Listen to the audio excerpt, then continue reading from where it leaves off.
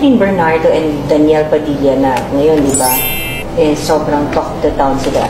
Mayayanig pa ba sila ng any intriga? Naku, katniyak pa naman ako, wag naman sana. May hate ko talaga pagka ano. Hate talaga. They are both sharing their luck. Kaya talagang... So they're meant for each other. Oo. Yung energy ng isa at yung energy ng isa ko compliment. Ang magiging problem lang dyan yung lalaki. Si Daniel, bakit? He will find someone this year. It's Ayoko, just more of Joey. it's more of not tempted. Baka man lang, crush-crush lang. Crush-crush na. Find someone na parang type ko yun. Tapos and then there will be an issue nga siguro medyo na-connect dito sa isang taong ito. Pero hindi sila maghihiwalay. Ang karir nila talagang kailangan nila sila at sila pa rin. Kasi ang lakas nila kaya. Kaya sabi ko they're sharing both lang. In fact, meron pa nga silang gagawin pang 2 movie na nakikita ko dito. And then, the location is from hindi ko malaman kung abroad or parang out of town lang. Doon magkakaroon ng isa pang project. Tapos, yung babae. Catherine? Oo. May magandang gagawing role na magiging papel niya for this year na kagaganda. So, my question is for the Team Loyal. So, simple question lang. What is loyalty for you?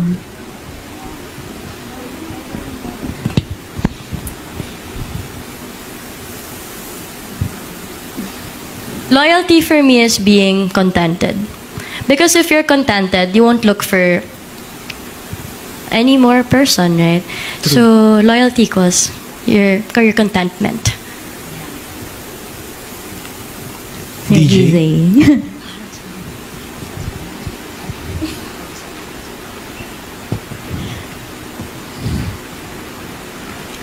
Alam mo sinong pinaka-loyal? Yung aso ko, si Summer.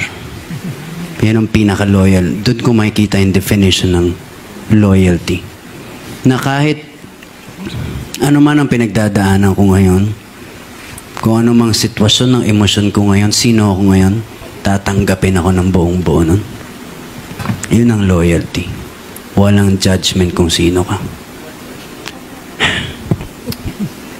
Thanks, DJ and Kat. We have a question. Yun na, Lilo muna kasi kailangan ko panalagaan din yung personal life ko and may peace, di ba? Peace of mind. Yan lang. Pero ngayon, I'm it's very excited. Sinabi, di ba, may attack or hindi nila naintindihan. Kasi wala silang source ng too much information, di ba?